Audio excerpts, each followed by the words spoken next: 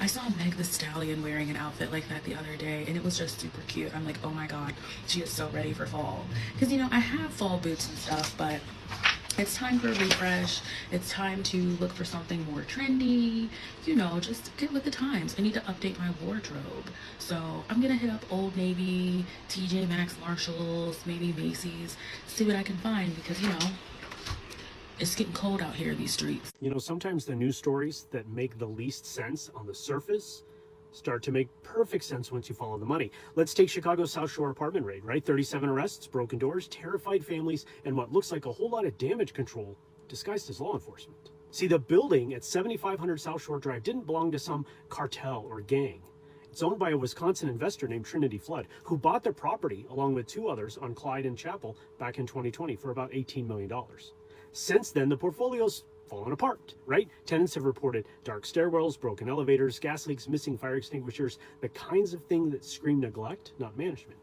So the city sued her LLC over life safety violations, utilities went unpaid, and by mid-2025, Wells Fargo had filed a $27 million foreclosure against the properties, calling the buildings unsecured and saying management had lost control. Then, 2 weeks after city inspectors visited the property, the Fed showed up. ICE, Border Patrol, ATF, FBI, helicopters, flashbangs, doors blown off their hinges, residents, including U.S. citizens, dragged from beds, some reportedly unclothed, right? 37 people were arrested.